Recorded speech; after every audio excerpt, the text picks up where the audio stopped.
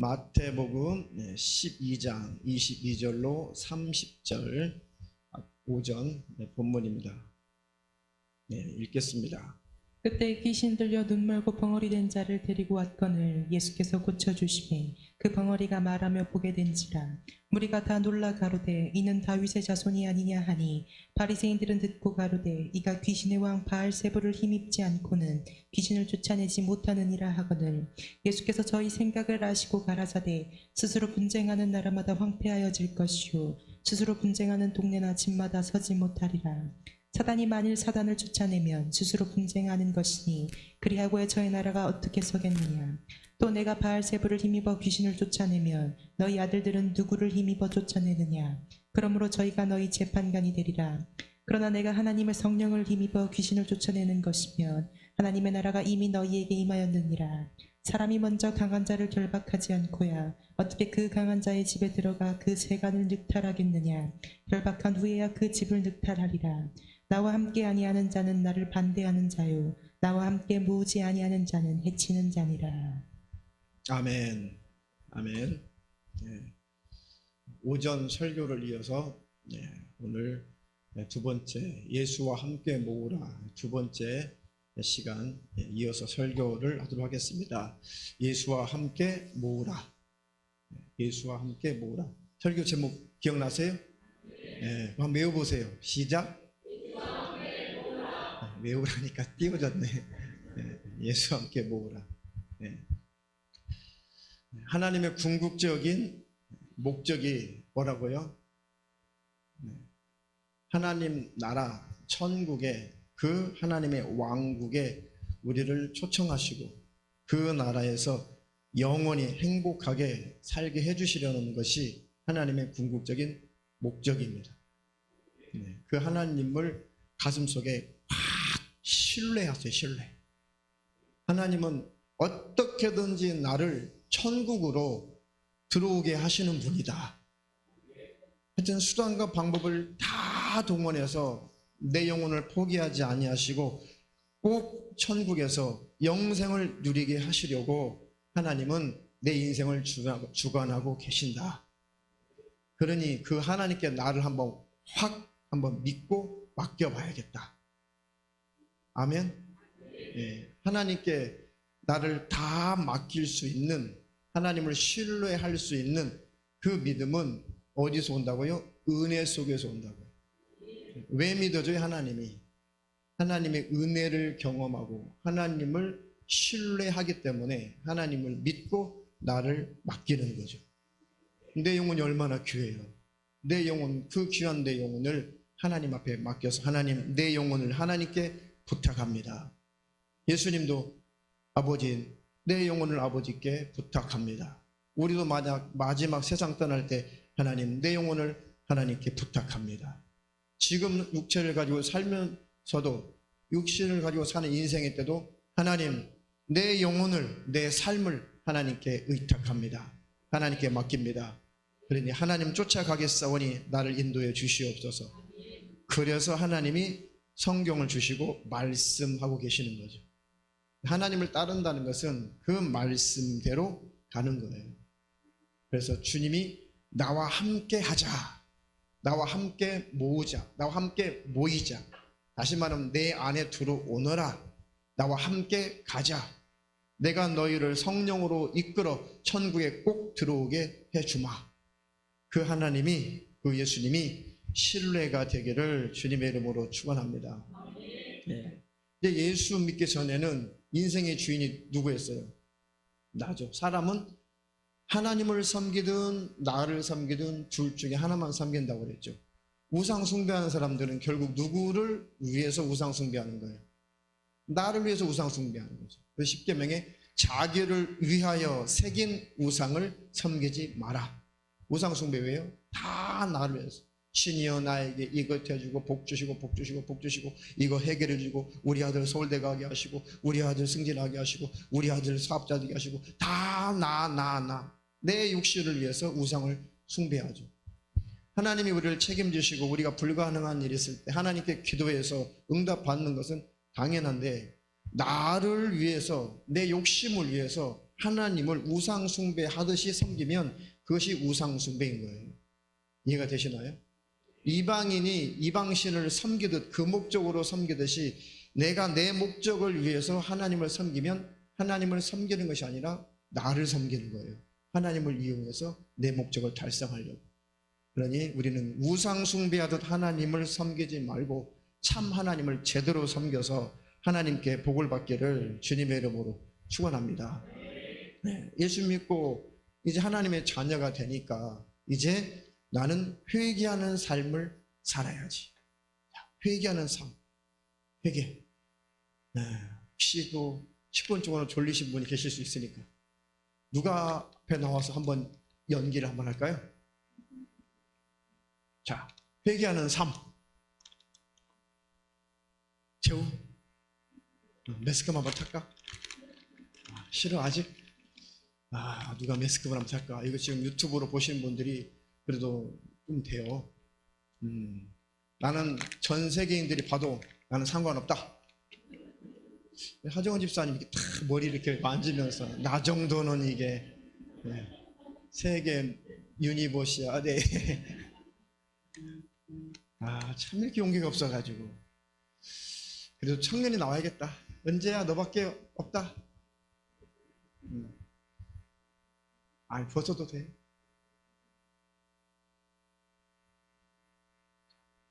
거기 서 있어요. 자, 하나님의 자녀가 되기 전에 그리고 내 삶의 주인이 내가 되어서 삶을 살아갈 때는 내가 원하는 길로 가요. 나를 위해서 내가 원하는 길로, 이렇게 원하는 길로 가요. 네. 자기 길로 가요. 자기 길로.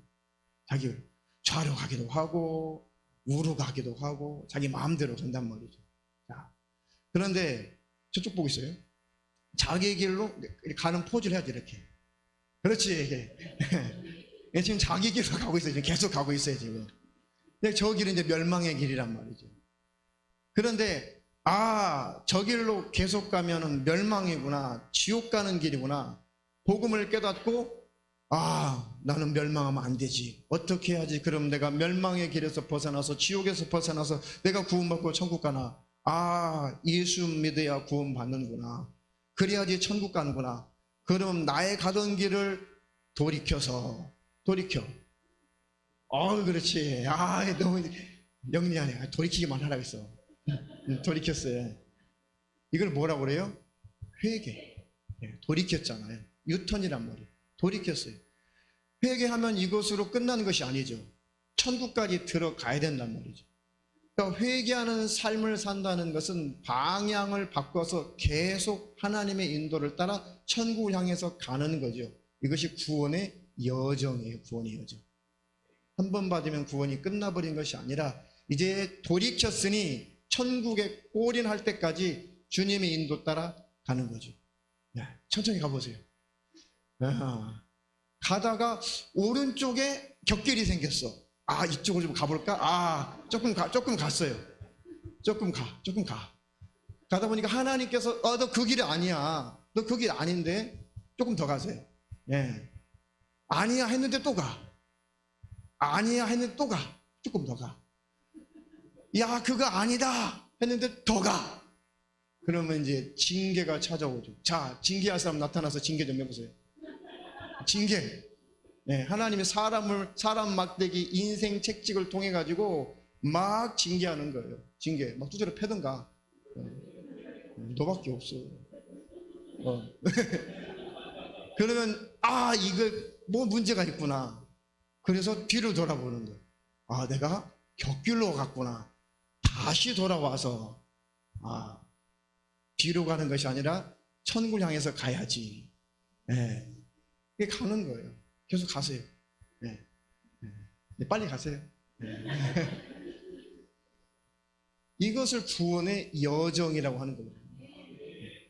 그런데 이제 숙명론자들, 예정론자들은 뭐라고 그래요? 원래 이 사람은 천국 가기로 원래 작정되었다.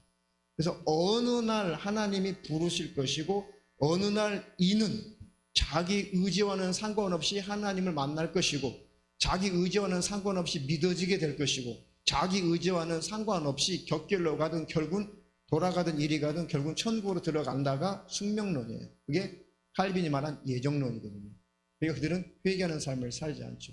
그러다가 믿는 것 같은데 지옥 가버리는 거예요. 네, 곁길로 가다가 지옥 가는 것입니다. 구원이라고 하는 것은 회개하는 삶을 말하는 거예요. 자꾸 주님의 인도를 받아 주님과 함께 가는 거죠. 그러면서 우리 주님이 우리를 오전에 설교했죠. 온전한 사람으로 만들어가는 거예요.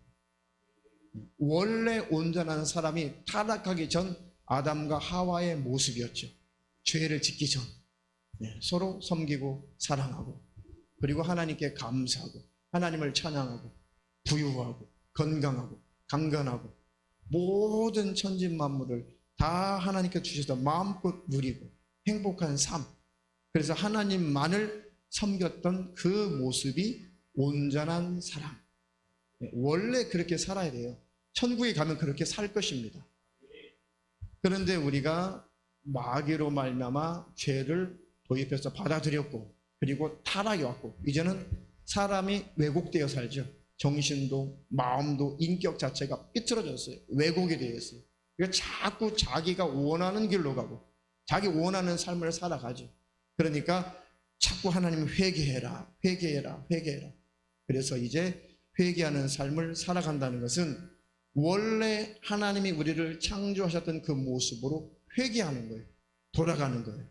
바로 예수님의 모습, 예수님이 오셔서 온전한 사람의 삶은 이런 거야. 하나님 아버지께 죽도록 순종하고 복종하는 삶, 이웃을 섬기고 이웃을 사랑하는 삶, 예수님이 사셨던 그 삶이 온전한 사람의 모습을 살고 가신 거죠. 그러니까 너희는 나를 따라오너라. 그것은 나를 닮아가라. 그런데 이제 이것이 율법주의로 가면 그렇게 완전한 삶을 사는 자만 들림받고 천국 간다가 아니라 율법주의로 가버리는 것이고, 우리는 그 온전한 사람, 아멘, 온전한 사람으로 제가 되어 가겠습니다라고 가도 예수처럼 되지 못하는 나 자신 때문에 십자가에서 죽어버리신 예수님에 의해 감사하는 것, 이것은 복음의 사람이 되는 거죠. 할렐루야. 그래서 그 주님을 또 닮고 싶고, 왜? 은혜가 경험되면 그 주님을 더 닮고 싶죠. 또 용서받으면 그 주님 앞에 더 가까이 가고 싶죠. 그 길로만 가는 것이 복음의 사람인 거예요. 할렐루야. 그래서 우리가 온전한 사람을 이루어 그리스도의 장성한 분량이 충만한 데까지 이르리니, 하나님 이렇게 내가 사람이 되게 하옵소서. 내가 온전한 사람의 모습으로 살지 못하면 거울을 보시고 너는 짐승이구나, 이렇게 너 왜 또 짐승 같은 짓을 하니, 막 혈기 부리고 막 짜증 부리고 말 함부로 할 때 얼른 거울에 가서 자기 얼굴 보세요.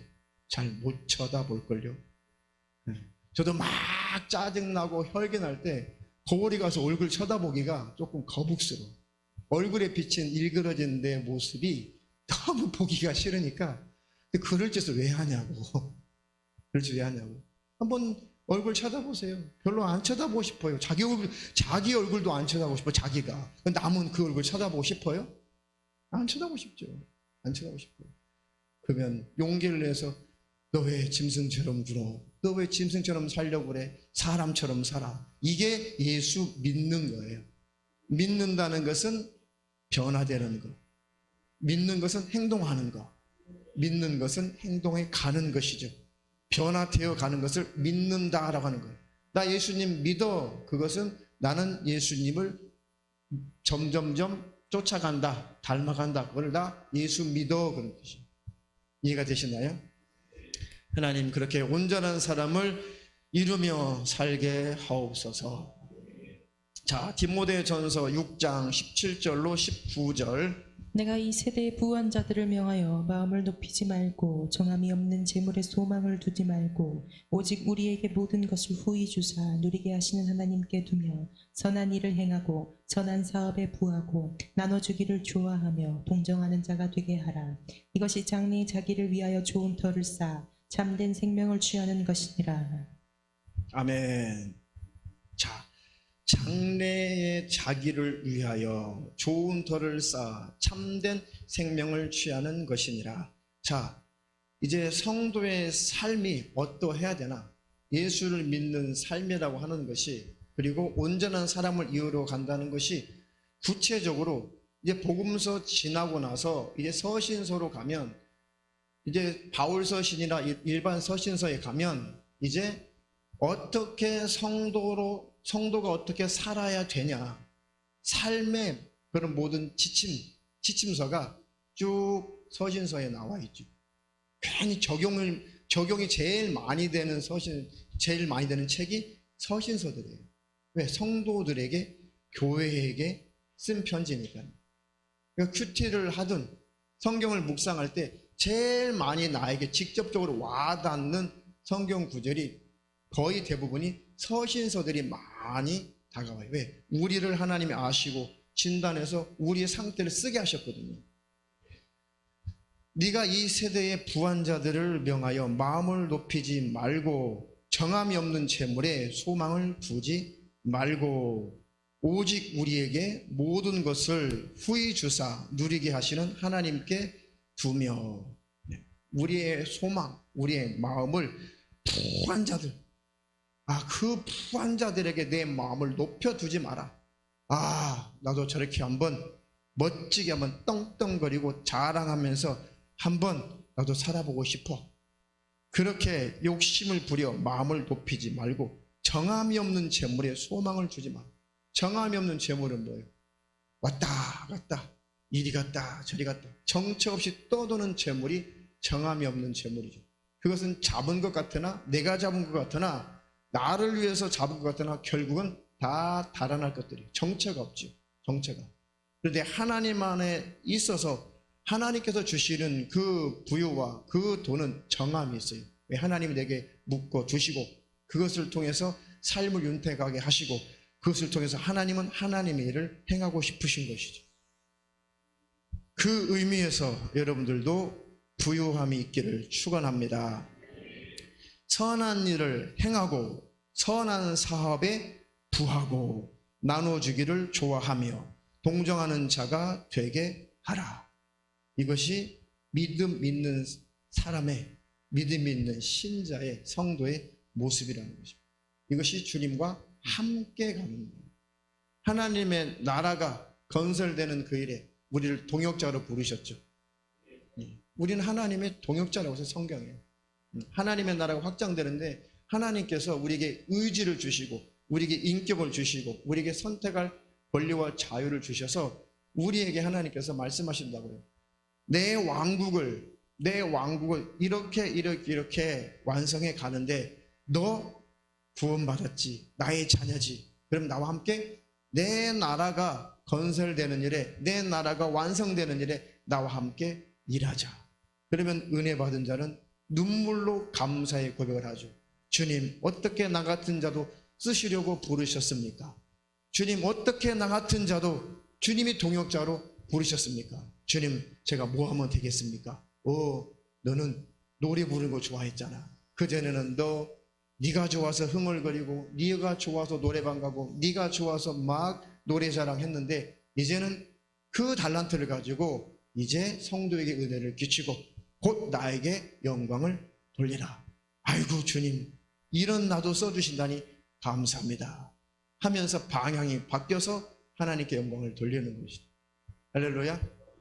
너는 성품이 좋아. 너는 참 사람을 상대할 때 편하게 해주고 또 사람에게 부침성이 있어. 너는 사교성이 좋아. 너는 사람 자체를 참 내 마음같이 사람을 참 아끼고 사랑하는구나. 그런 사람이 있어요. 예수 믿는 사람 중에서도 사람 자체를 참 좋아하는 사람이 있어요. 예수 믿는 사람도 좋아하고 안 믿는 사람도 좋아하고 그냥 그 사람을 그냥 좋아해. 그래서 옆집에 옆집 아줌마 우리 집 부침개 붙였으니까 부침개? 부침개 붙였으니까 와서 좀 먹어봐. 그래서 노당노 얘기하다 보면 근데 뭐 힘든 일 없어. 그러면 이거 가지고 저러고 우리 남편이 어제 술 되게 처먹고 와가지고 술 되게 많이 먹고 와가지고 힘들어. 그래, 나 우리 남편도 그랬어. 근데 우리 교회 가니까 다 바뀌대. 한번 가보자. 그래? 그런 일도 있어? 그러면서 전도를 잘해요. 전도를 잘해요. 이렇게 이 전도 잘하시는 분 보면 사명감이 있어 잘하신 분도 계시고 성품이 받쳐주어 가지고 뜨거운 어떤 영혼에 대한 영혼군의 열정 이것이 좀 부족한데 막 사람을 좋아해서 교회 막 끌어오기 좋아하시는 분이 있어요. 이게 달란트거든요. 이런 분들은 막 데려오길 잘하죠. 관리가 안 돼, 그런 분 특징. 나오기 싫어 그럼 오지 마. 나도 가끔 가기 싫을 때 있어. 그럴 때가 있는 거야. 이게 한계인데 정말 한계 그거는. 그래도 데려오기는 굉장히 잘 데려와요. 그런 말씀 듣고도 깨지거든요. 그렇게 달란트로 쓰임 받든지 구령의 열정이 있어서 순수하게 전도로 쓰임 받든지 또 여러 가지. 또 과거에는 내가 정말 돈을 좋아했는데 왜? 나를 위해서 돈을 좋아했는데 예수 믿고 구원받아 보니까 그 돈 좋아하는 기질을 가진 사람들이 있어요. 저도 보니까 유난히 돈에 대한 애착을 가진 사람이 있어요. 돈. 그런데 그것이 예수 믿고 딱 바뀌니까 돈을 막 벌고 싶어하는 그 애착은 그대로인데 그것을 선한 사업에 하나님의 일에 쓰고 싶은 마음으로 하나님이 그렇게 바꿔 쓰시더라 이거죠. 그러니까 하나님이 그 달란트대로 특성대로 성품, 성격, 천성대로 하나님 원하신 대로 쓰시는 거예요. 할렐루야. 다혈질은 다혈질대로, 좀 내성적인 사람은 내성적인 대로 그 단점을 조금 보완하면 되는 것이지 그 천성 자체는 하나님께서 그대로 두시면서 그것을 잘 다듬어서 쓰시는 거예요. 그러니 저와 여러분들이 하나님께 붙들려서 하나님께 동역자만 된다면 어느 방향으로든 하나님은 쓰실 것입니다. 할렐루야. 그래서 선한 일을 행하고 선한 사업에 부하고 나눠지기를 좋아하며 동정하는 자가 되라. 이것이 장래의 자기를 위하여 좋은 터를 쌓아 참된 생명을 취하는 것이니라. 참된 생명을 취하게 된다. 좋은 터를 쌓는다. 하나님 나라 천국 가는 일에 든든한 터를, 좋은 터를 쌓는다는 거예요. 그러니 예수 믿는 기독교인들의 그 모든 경제관, 이 재물관이라고 하는 것이 하나님의 선한 일, 하나님의 선한 사업의 이 일에 나에게 부하게 쓰임받게 하여 주시옵소서. 나누어주는 일에 정말 내가 값지게 쓰임받게 해주시고 이웃을 동정하는 일에 값지게 쓰임받게 하옵소서. 이런 마음을 가진 사람들이 예수를 믿게 되면 하나님이 그에게 부를 주셔서 그 일로 쓰시더라 이거죠. 근데 이것이 천성상 또 마음의 특성상 이런 것들이 빈약하신 분들은 그냥 그대로 하나님이 나름 다른 달란트로 쓰시죠. 돈은 주지 않지만 다른 달란트로 쓰시는 거예요. 우리의 모든 가지고 있는 그것들을 하나님은 방향을 바꾸어서 선한 사업에 쓰시더라는 것이죠. 할렐루야. 아멘도 안 하시네. 그래도 돈 좀 많이 부어주세요 하나님. 아멘 했어요. 자, 그래서 하나님과 동역한다고 하는 것이 하나님의 나라가 완성되는 그 일에 우리가 하나님 주신 내 모든 달란트로 쓰임 받는 거예요. 그 일에 동역자가 되시기를 축원합니다. 선한 일에 동역자가 되시기를 주님의 이름으로 축원합니다. 그러면 그 사람 아까 은재가 이렇게 보여줬듯이 그렇게 내게 주신 달란트를 주를 위해서 사는 삶을 바로 천국을 향해서 주님과 동역하며 가는 삶이라고 하는 것이죠. 그런데 다시 나를 위해서 삶을 살아간다는 것은 다시 돌이켜서 멸망의 길로 가는 것이죠. 가다가 또 징계받으면 또 돌아오는 것이고 왔다 갔다 할 필요 없이 우리는 직진만 하면 이것처럼 축복은 없죠. 곁길로 가다가 한 대 얻어 터지고 돌아오고 그게 우리가 미련해서 그래요. 미련해서. 그러나 계속 주님이 원하신 길로만 가면 직진만 하면 계속 축복이 있을 것입니다. 그런 축복된 믿음이 있기를 주님의 이름으로 축원합니다. 축원합니다. 서로 용납하면서 서로 용서하면서 사는 것이 예수 믿는 삶의 모습이에요. 그것이 교회의 모습이고 성도의 모습입니다. 골로새서 3장 12절로 14절. 그러므로 너희는 하나님의 택하신 거룩하고 사랑하신 자처럼 긍휼과 자비와 겸손과 온유와 오래 참음을 옷 입고 누가 네게 혐의가 있거든 서로 용납하여 피차 용서하되 주께서 너희를 용서하신 것과 같이 너희도 그리하고 이 모든 것 위에 사랑을 더하라. 이는 온전하게 매는 띠니라. 아멘. 너희는 하나님의 택하신 거룩하고 사랑하신 자처럼 긍휼과 자비와 겸손과 온유와 오래 참을 옷 입고, 많이 들었던 단어인데 이게 무슨 열매예요? 성령님의 열매들 중에 있는 거잖아요. 누가 누구의 혐의가 있거든 서로 용납하고 피차 용서하되 주께서 너희를 용서하신 것과 같이 너희도 그리 하고. 그 정도로 끝나지 말고 용서했어, 용납했어, 아이고 됐지 뭐. 그보다 조금 더 성장해서 조금 더 성숙해서 이 모든 것 위에 사랑을 더하라. 사랑은 행동하는 걸 말해요. 용서했어, 그래 용서한다, 그래 용납해줄게, 뭐 그럴 수 있지. 연약하니까, 아직 부족하니까, 그럴 수 있지. 그래, 그것을 용납한다는 것은 그 죄에 동참한다는 것이 아니라 그 사람을 품는다는 뜻이에요. 그 죄까지 인정한다는 것이 아니라 그 사람의 연약한 그 사람을 주님의 마음으로 품는 것을 용납한다는 거예요. 죄까지 용납하는 것은 아닙니다. 용서는 내게 직접 잘못했을 때 쓰는 단어가 용서하는 거예요. 용납은 뭐예요? 용서와 용납은 조금 구분이 돼요. 용납은 그 사람을 품는 거예요. 죄는 용납하지 않지만 그 사람의 연약함을 그대로 품어주는 것을 용납해 주는 거예요. 교회는 서로 용납하는 거예요. 서로 용납하라. 그 찬양도 있잖아요, 그죠? 서로 용납하라. 네. 저 사람 아직 율법에서 못 벗어났구나, 아직도 벌벌벌 떠는구나. 그러면 아직도 못 벗어났어, 아직도 못 먹어, 아직도 그래 라고 핀잔 주는 것이 아니라 그를 품어주는 것을 용납하는 것입니다. 할렐루야. 그리고 용서는 내게 직접 잘못하는 것이 있을 때 그것을 용서해 주는 것이죠. 자, 그러고 그 정도로, 그 수준으로 머물러 있지 말고 거기에다가 사랑을 더하라. 그러면 원수도 사랑하라. 그 말씀이 기억이 나죠. 그렇구나. 그러면 그 사람이 이러이런 어려움이 있는데 내가 도와줘야지. 처음에는 용서까지 끝났어요.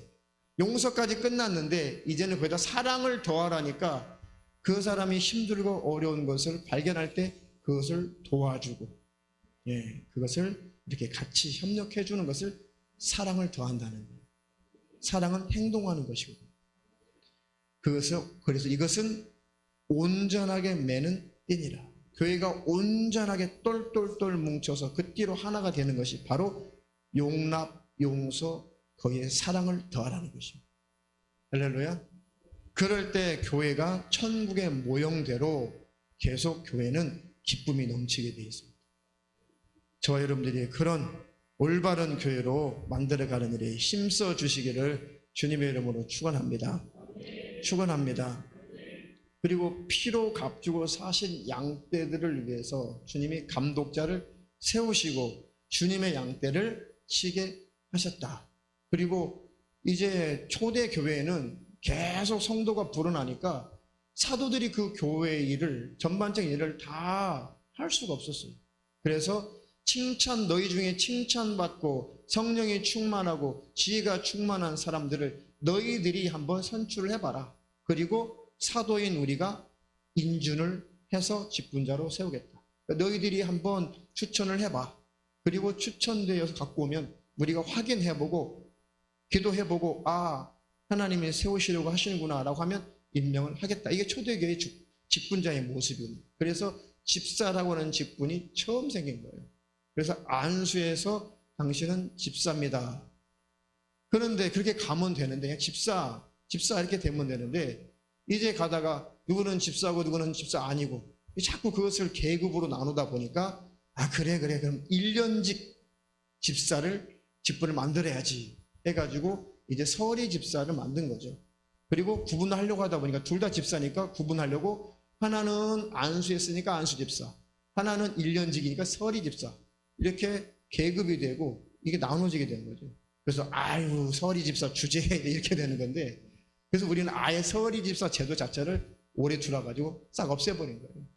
아니 서리 집사면 일하고 서리 집사 아니면 일 안 하나요? 직분이라는 거예요. 서리 집사 아니라도 여러분에게 주어진 직분들이 있잖아요. 그 직분이라는 것이고, 첫 번째는 성령 받았으면 다 예수 복음 전하는 직분자예요. 성령 받았으면 교회에 와서 함께 일하는 다 직분자예요. 할렐루야. 직분에 여러분들이 충성과 주님의 일에 사모하는 마음은 있으시되 직분의 호칭에 대한 욕심은 없기를 주님의 이름으로 축원합니다. 축원합니다. 모세가 그 장정만 60만 명인 그 이스라엘 백성들을 애굽 땅에서 하나님 능력으로 이제 끌어내서 가는데, 한 사람 한 사람, 한 가정 한 가정, 이 족속 저 족속 자꾸 이렇게 어떻게 해야 될지 모르니까 물으러 와요. 그리고 하나님의 법은 어떻게 되어 있습니까? 하나님의 뜻은 어떻게 되어 있습니까? 어떻게 해야 하겠습니까? 이 사람과 이 사람과 분쟁이 일어났는데 이건 어떻게 판단해야겠습니까? 하나님 뭘 원하십니까? 재판도 해야 되고 상담도 해야 되고 굉장히 일이 많죠. 엄청나게 많은 사람. 그러니까 모세의 장인 이드로가 이제 모세를 만나러 와가지고 그것을 가만히 보니까 자기 사위가 너무 고생하는 거예요. 너무 안타까운 거예요. 그래가지고 무슨 제도를 만들었어요? 권면했죠. 모세의 장인 이드로가 모세에게 조직을 짜면 되잖아. 그래가지고 조직을 이렇게 짜봐라고 조직을 제시했어요. 그게 뭔 조직이었어요? 네? 천부장, 백부장, 또 50부장, 10부장, 이렇게 해서 그 사람들의 역량껏 1000명 맞고 100명 맞고 500명 맞고 50명 맞고 10명 맞고, 그렇게 해서 그들이 감당할 수 있는 것을 감당하게 하고, 중요한 거 꼭 네가 상담하고 꼭 네가 판단해 줘야 될 그것만 네가 하면 얼마나 백성들이 기다릴 필요도 없이, 순서 기다릴 필요도 없이, 얼마 세월 갈 필요 없이 얼마나 평안하게 이 광야 교회가, 이 민족이 잘 평안 가운데 이끌려 가겠냐. 그러니까 그거를 오케이 하고 받아들여서 만드는 게 구약의 직분들이었단 말이죠. 신약이나 구약이나 그런 직분들은 지금도 있는 거예요. 그래서 그 리더들에게 복종하고 순종할 때 하나님의 은혜가 같이 그 속에 통해, 그 리더를 통해서 그 사람들에게, 구성원들에게 역사하고 임하는 거예요. 이해가 되시나요? 그 구절 한번 읽어봐 주세요.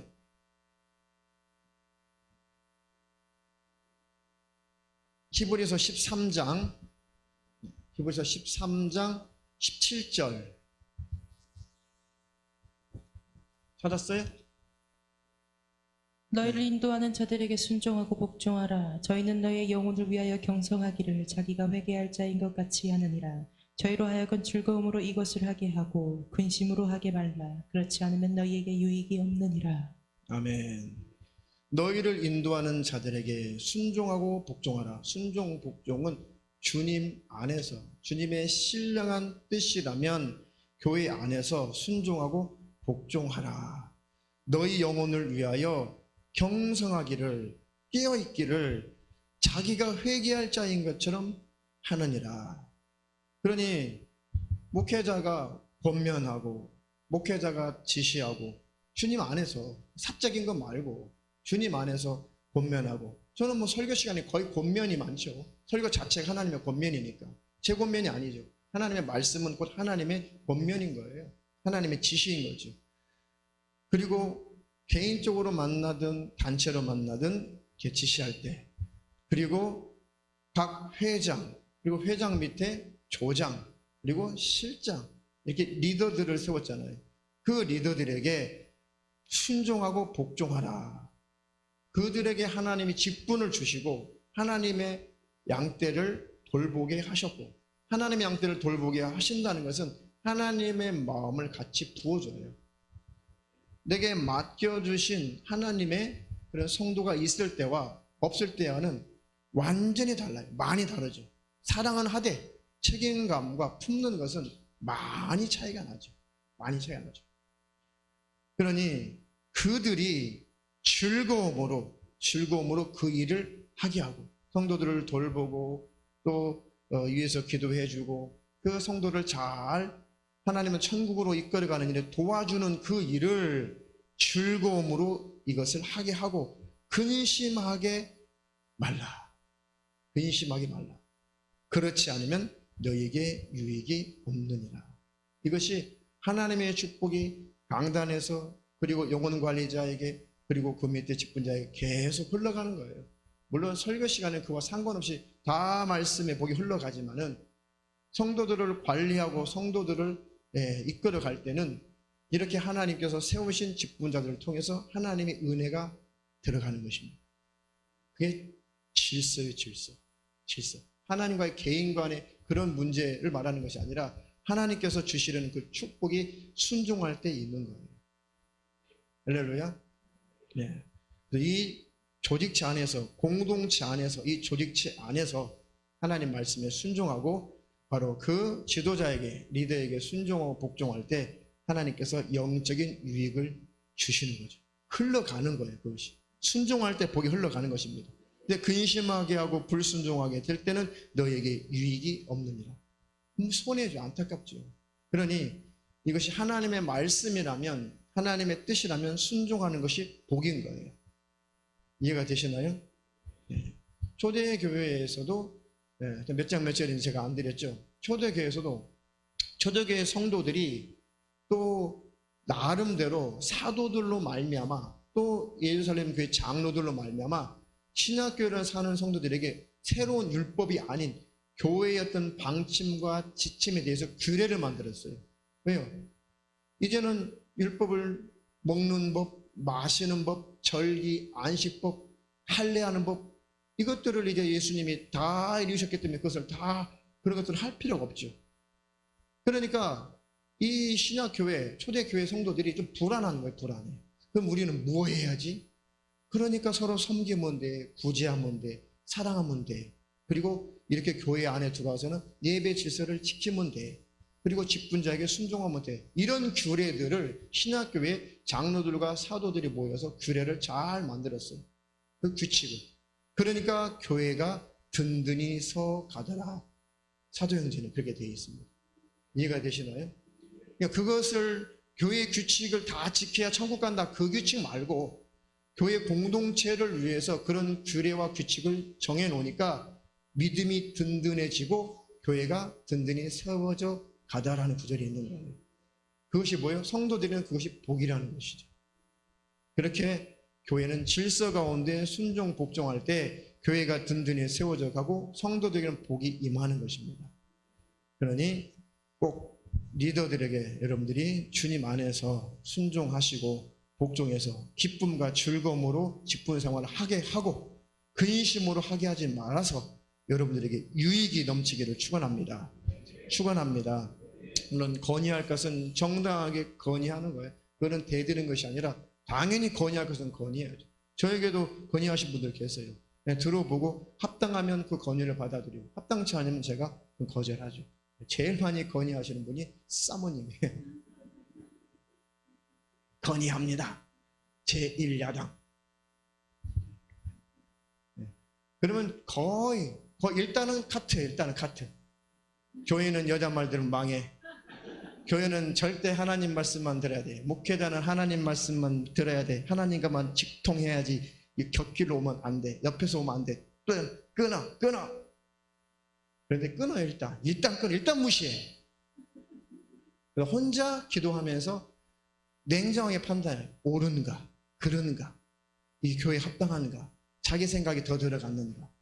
아, 이것은 80% 오케이. 이거는 50% 오케이. 아, 이것은 자기 생각이 많아. 그러면 카트.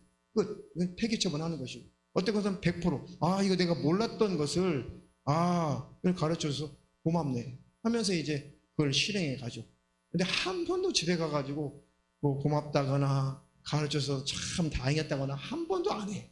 왜요? 아직 내가 살아가지고. 이 남자라고 하는 이게, 권씨라고 하는 이게 옹졸한 게 있어요. 그래가지고 이게 표현이 안 돼. 왜? 혹시 기고만장하면 어떡하지? 혹시 더 낫다고 하면 어떡하지? 그러니까 일단은 카트야. 알았어요. 내가 알고 있다고 다 그거 다 알고 있어. 하려고 하는데 자꾸 왜 그렇게 또 하라고 그래? 마당 쓰고 싶은데 쓰려고 그러면 마당 쓰려면 얼마나 기분 나쁜 줄 알아?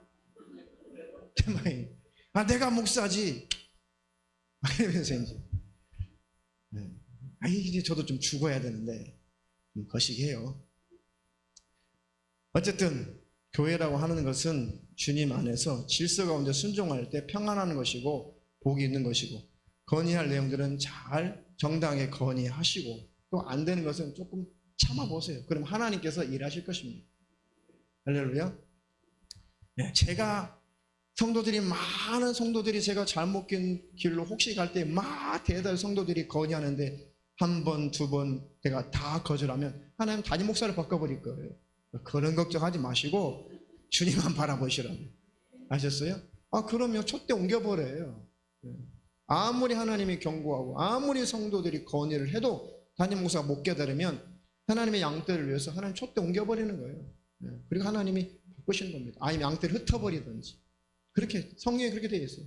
양떼들, 목자를 치면 양떼는 흩어지는 거예요. 그러니까 그 모든 것은 하나님께 맡기고 기도하면 하나님은, 하나님만 바라보는 자는 영원 망하지 않아요. 혹시 교회가 허물어지고 혹시 목사가 망할 수 있어도 하나님만 바라보는 자는 자기 영혼은 망하지 않으니까. 그렇다고 교회가 망하거나 제가 망하지 않도록 기도해 주시기 바라겠습니다. 아시죠? 네. 자, 다시 보겠습니다. 사도행전 2장 44절로 47절 한번 볼까요? 믿는 사람이 다 함께 있어 모든 물건을 서로 통용하고 또 재산과 소유를 팔아 각 사람의 필요를 따라 나눠주고 날마다 마음을 같이하여 성전에 모이기를 힘쓰고 집에서 떡을 떼며 기쁨과 순전한 마음으로 음식을 먹고 하나님을 찬미하며 또 온 백성에게 칭송을 받으니 주께서 구원받는 사람을 날마다 더하게 하시니라. 아멘. 참 엄청난 사건이죠. 엄청난 사건. 사람은 자기 목숨을 지키는 것이 돈이라고 생각하기 때문에 항상 돈을 목숨처럼 귀하죠. 그렇죠. 그런데 예수 믿고 성령 충만하니까 자기 목숨을 지켜줄 것 같은 이 돈을 자원하여 끌어내는 엄청난 역사가 일어나는 거예요. 초대교회. 믿는 사람이 다 함께 있어 모든 물건을 서로 통용하고, 나는 이것이 여유가 있는데 당신은 그거 없어? 내가 여유가 있어. 서로 통용하고. 나는 당신 그게 많은데 내가 좀 부족하네. 좀 괜찮으면 좀 줄 수 있어? 서로 통용하고 하면서 그 모습이 아주 신약교의 아름다운 모습으로 이렇게 성도들이 교제하더라는 거죠. 또 재산과 소유를 팔아 각 사람의 필요를 따라 나눠주고 날마다 마음을 같이하여 성전에 모이기를 힘쓰고, 그때 당시에는 이 예배당이 없어요. 그때는 회당, 그리고 아직 성전이 남아있기 때문에 성전에 모였던 거예요. 그 뒤로는 성전이 파괴되고 없어지고 예배당으로 바뀐 것이죠. 회당도 없어지고. 자, 모이기를 힘쓰고 집에서 떡을 떼며 기쁨과 순전한 마음으로 음식을 먹고 하나님을 찬미하며 또 온 백성에게 칭송을 받으니 주께서 구원받는 사람을 날마다 더하게 하시니라. 할렐루야. 하나님, 내게 이 믿음을 주시옵소서. 우리 교회가 이런 천국과 같은 모습으로 계속 성장하고 발전하게 하옵소서. 할렐루야. 근데 오해하지 말 것은 가난하고 먹을 것도 없고 참 아주 빈곤하고 힘든데 그거 다 팔아가지고 다 나눠줘, 그런 의미는 아니에요. 재산과 소유를 팔아 각 사람의 필요를 나눠줬다는 건 뭐겠어요? 나 굶어 죽고 아무것도 없이 다 팔아서 다 바쳐드려, 그런 의미가 아니에요. 충분히 내게 여유가 있을 때 그것들을 팔아서 빈곤한 사람에게 나눠주고 그들도 신앙생활을 잘하고 하나님의 나라가 든든히 세워지도록 그렇게 말씀하셨다는 거예요. 이해가 되시죠? 이런 설교하니까 또 재산 팔아바치라 봐, 그러지 마시고. 이해가 되시죠? 신약교회는 그래서 아무런 문제가 신약교회에서는 없었습니다. 그러니까 교회는 성도들이 윤택해지고 성도들이 넉넉해지고, 할렐루야.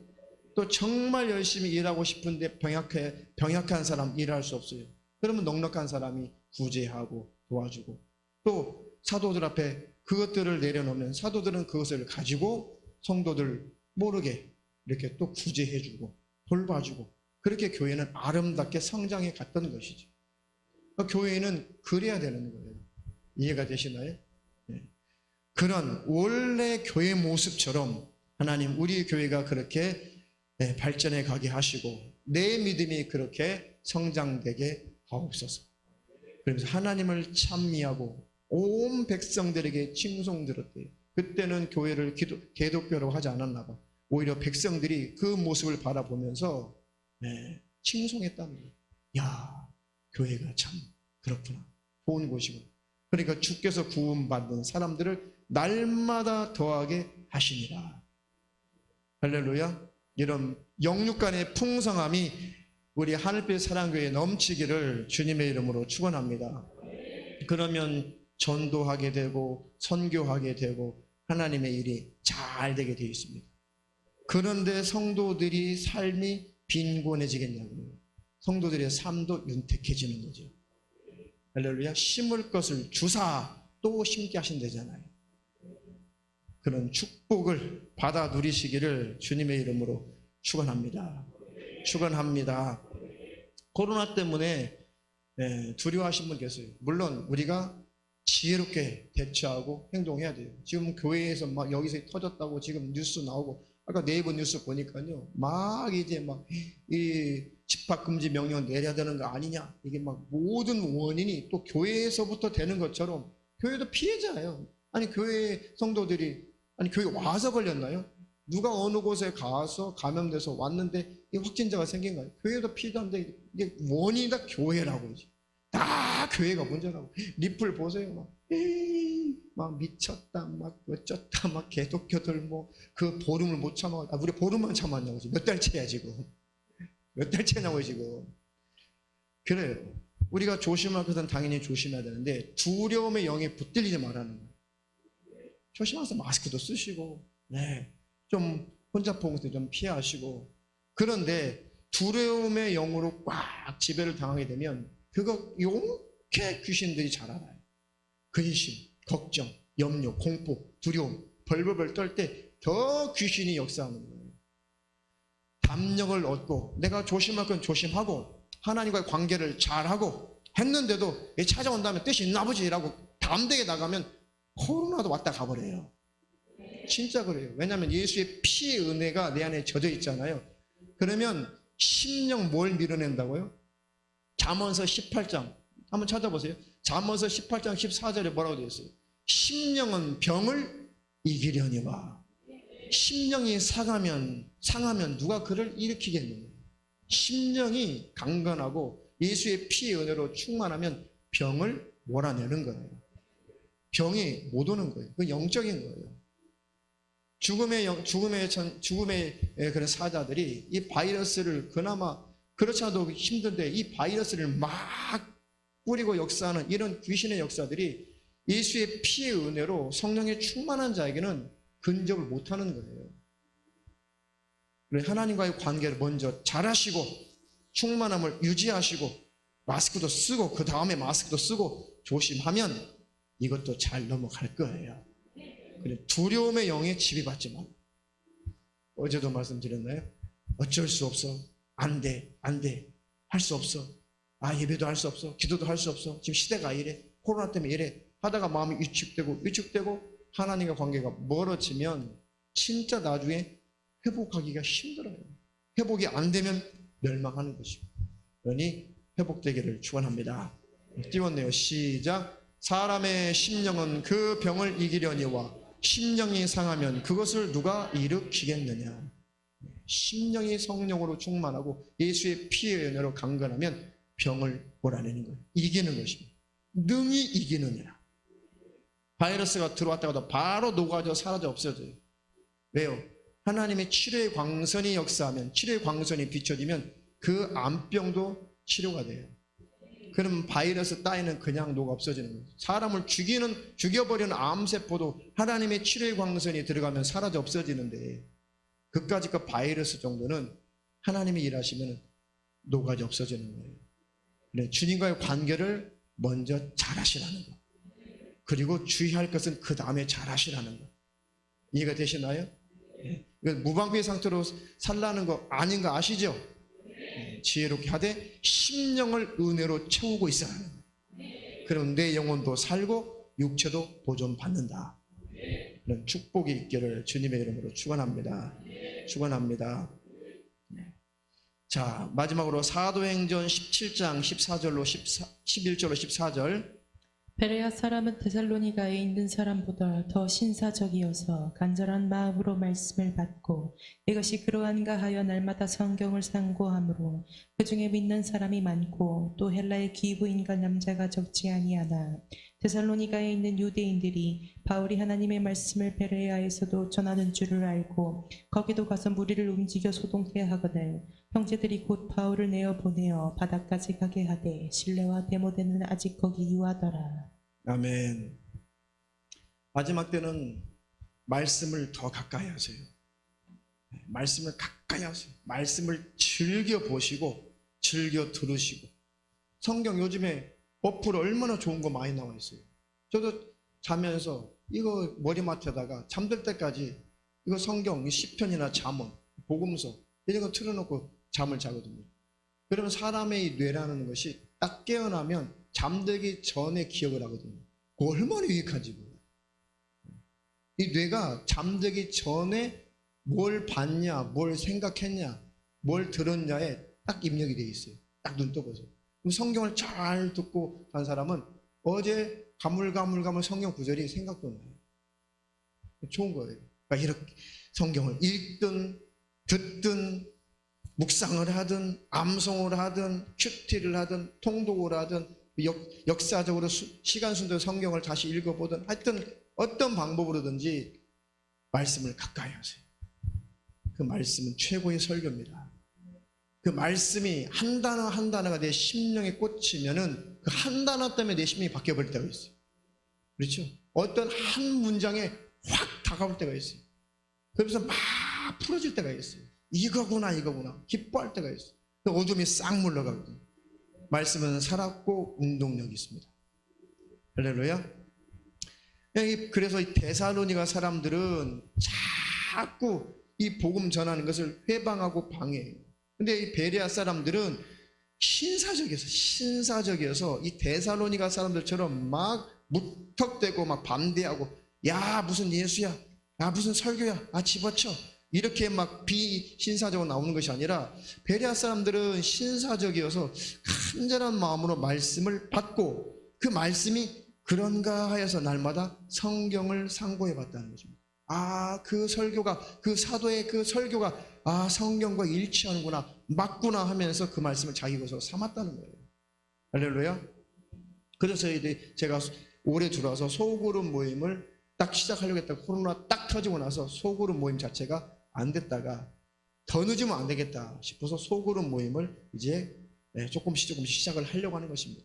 설교로 다 안 돼요. 설교로 다 안 되고 소그룹으로 모여서 말씀을 같이 나누게 되면 풍성해지게 되어 있습니다. 또 삶의 간증도 나누면 풍성하게 되어 있습니다. 초대 교회가 그렇게 점조직으로 되어 있었거든요. 초대 교회가 가정마다 가정에 모인 사람들을 교회라고 했거든요. 성경에.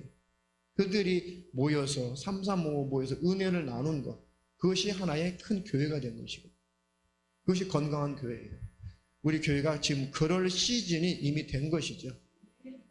그 은혜가, 그래서 모일 때는 교회 안에서, 그리고 성도들이 밖에서 모일 때는 되도록이면은, 물론 삶의 지혜를 나누는 거 괜찮은데 되도록이면 은혜를 나누세요.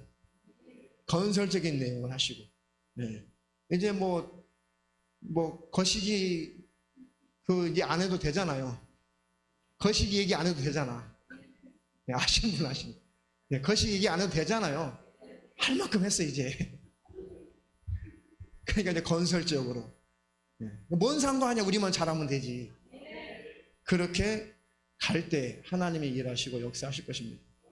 물론 오늘 뭐 아시는 분 아시지만 정말 눈물 났죠. 눈물 날 분들이 오셔가지고 또 그분들 받아주고 상담하고 하면서 저는 목회자니까 받아주고 또 들어주고 하죠. 그런 거는 제가 하는 거니까 여러분들끼리는 삼삼오 모이셔서 그런 얘기보다 잘해보자, 전도해보자, 서로 우리가 잘 건설적으로 가보자, 우리가 더 큰 은혜를 나눠보자. 그러면 교회는 더 든든히 세워져 갈 것입니다. 그런 축복이 각 모임마다, 각 실마다, 그리고 각 선교회마다 있기를 주님의 이름으로 축원합니다. 그러니까 그 중에 믿는 사람이 많고, 성경을 가지고 자꾸 모이니까 그 중에 믿는 사람이 많고, 헬라의 귀부인과 남자가 적지 않다. 헬라 사람들 이방인들인데 그 귀부인들까지도 많이 배웠다는, 이 헬라 철학에 완전히 찌들어 있는 사람들까지 말씀이 파고 들어가니까 헬라 귀부인들과 남자까지도 예수 믿는 사람들이 적지 않다는 거예요. 이게 말씀의 능력입니다. 할렐루야. 그래서 데살로니가에 있는 유대인들이 바울이 하나님의 말씀을 베레아에서도 전하는 줄 알고 거기도 가서 무리를 움직여 소동케 했다. 이 데살로니가 사람들은 막 사도들이 복음 전하는 곳곳마다 가가지고 막 해방하고 막 방해했어. 저주받아요. 징계받고, 징계도 듣지 않으면 저주받고 멸망하는 거예요. 그러니까 교회라고 하는 것은 하나님의 일이 이루어질 때 절대 방해하거나 거기에 부딪혀서 넘어지면 안 되는 거예요. 하나님의 일이 잘 되도록 기도하고 그 일에 협력하고 주님과 함께 할 때, 함께 모을 때, 주님과 함께 할 때 주님이 복을 주시는 것입니다. 할렐루야. 아무리 이렇게 반대했을지라도 하나님이 역사하셔서 형제들이 곧 바울을 내어 보내어 바다까지 가게 하되 실라와 디모데는 아직 거기 유하더라. 하나님이 바울을 지키고 보호해서 성도들을 통해서 잘 피신하게 해주죠. 이렇게 복음을 가지고 하나님의 일을 하는 자는 하나님이 지키세요. 때가 되면 순교하겠지만, 때가 되면 그게 천국 가겠지만, 복음을 가지고 일하는 자, 교회에서 일하는 자는 하나님이 누구를 통해서든 지켜주시고 보호하실 것입니다. 이런 축복을 받아 누리시기를 주님의 이름으로 축원합니다. 축원합니다. 코로나 때문에 한 구절 읽고 우리 통성으로 기도하겠습니다. 시편 91편 1절로 3절. 지존자의 은밀한 곳에 거하는 자는 전능하신 자의 그늘 아래 거하리로다. 내가 여호와를 가리켜 말하기를 저는 나의 피난처요 나의 요새요 나의 의뢰하는 하나님이라 하리니 이는 저가 너를 새 사냥꾼의 올무에서와 극한 연병에서 건지실 것이미로다. 아멘. 지존자의 하나님의 은밀한 곳에 거하는 자. 그게 뭐겠어요? 하나님 어떤 은밀한 곳에 계시나요? 아니, 하나님과 나와 친밀한 것을 말하는 거죠. 하나님과 나와 은밀하게 만날 수 있을 만큼 하나님과의 관계가 가깝고 친밀한 자, 그는 전능자의 그늘 아래 거하는 것이다. 할렐루야. 이렇게 하나님의 은혜 안에 하나님과 친밀한 그 교제 가운데 있는 자, 하나님께서 말하기를 그는 나의 그 믿음을 가지고 있는 사람은 고백하기를 하나님은 나의 피난처시요 나의 요새시요 나의 의리하는 하나님이라 할 것이다. 이런 고백을 하면서 한다는 거예요. 왜? 보호를 받음을 느끼고 있으니까. 야, 하나님 나를 지키시는구나. 하나님 나를 보호하시는구나. 하나님 나의 요새가 맞구나. 나의 피난처가 맞구나. 하나님 이때도 나를 지키시는구나. 이는 저가 너를 새 사냥꾼의 올무에서와 극한 전염병에서 건지실 것임이로다. 할렐루야. 하나님과 가깝고 친밀하고 하나님과 은밀한 대화를 할 만큼 친밀한 자를 하나님이 지키시고 보호하시고 극한 전염병에서 건지실 것이다. 할렐루야. 이 축복이 여러분들에게, 저와 여러분들에게 다 있기를 주님의 이름으로 축원합니다. 축원합니다. 축원합니다.